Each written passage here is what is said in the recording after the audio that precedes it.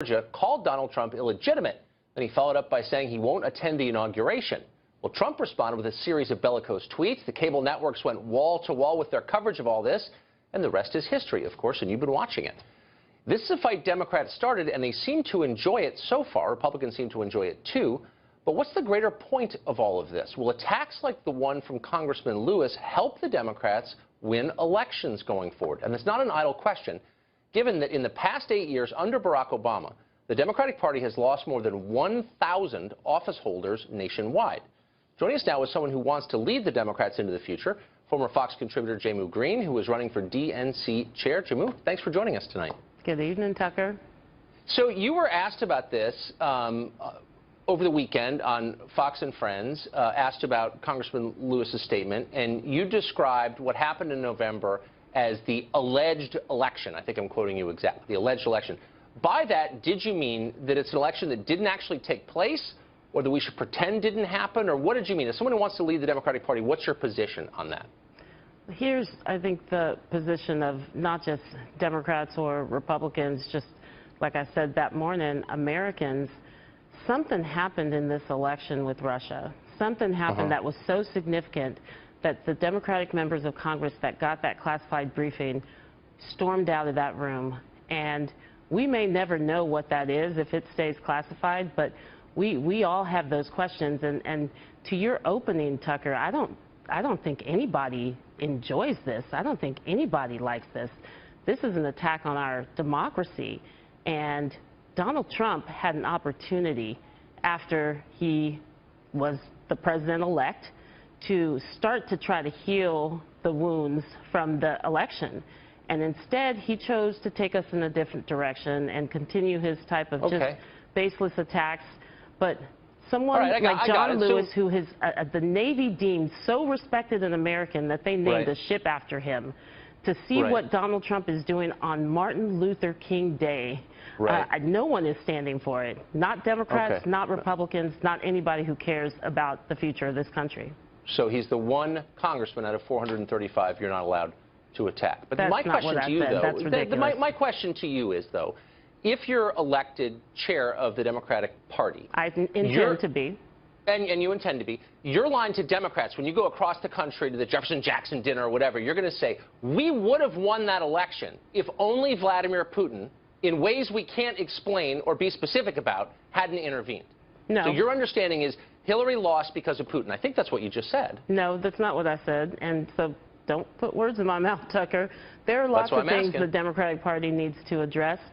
Certainly, we have to find better ways of communicating our issues in a way that are going to inspire communities to turn out for us.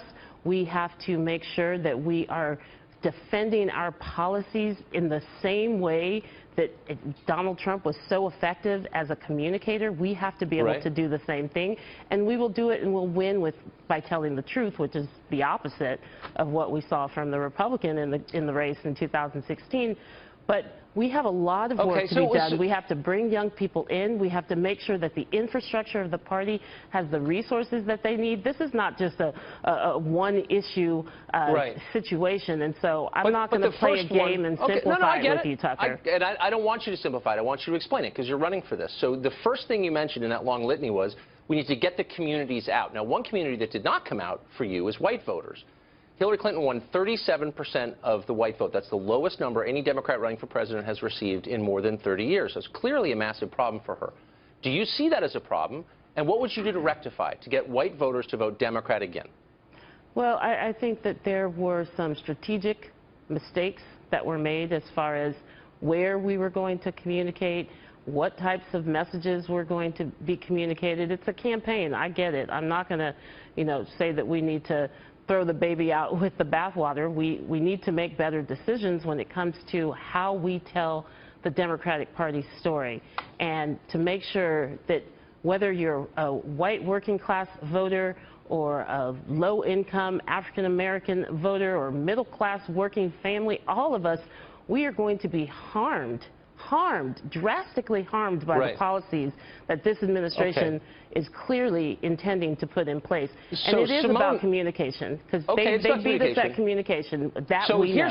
Here's a famous and skilled communicator. Her name is Simone Sanders. She was, in fact, the spokeswoman for Bernie Sanders, kind of a big deal. And she said this, and I'm quoting, on CNN, in this November after the election, in my opinion, we don't need white people leading the Democratic Party right now. Do you agree with that? Look, I think that it is great to have people like Simone's passion and, certainly the young voters that were attracted to Bernie Sanders. They are a part of the Democratic Party, and we need to find ways where everybody feels welcomed. I don't But wait a second. I'm with... sorry. What do you think of that? We don't need white people leading the Democratic Party right now. Do you think she should have said that? Do you think that's an okay thing to say, and do you agree with it? Well, clearly I'm in the race, Tucker, so I very specifically think we need to move Greene leading the Democratic Party right now. No, don't be silly. Answer the question. I mean, she said we don't need white people. Race. Okay, but hold on. This is not a fringe person. This is Simone Sanders, who you know. We don't need white people leading the party. Now, I don't even need to play the thought experiment what would happen if someone on the Republican side said we don't need black people leading the Republican Party. That would be bad, and I would denounce it.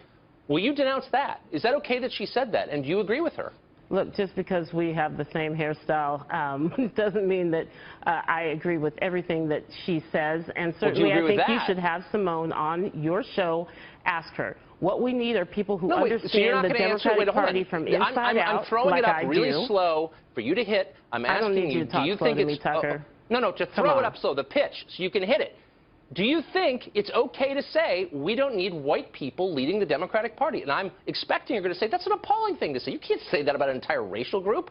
Go ahead. It's not the right message that needs to be out there right now. But is it wrong to say that? What do you mean not the right message? Is it a good thing to say, or is that an immoral thing? I mean, can you imagine saying that yourself? It's not what I believe. It's not what I believe. So I don't know why I'm having a conversation with you about what another African-American woman said. Well, I explained it to you at the beginning. We don't all think and say the same thing. Of course I'm not suggesting that.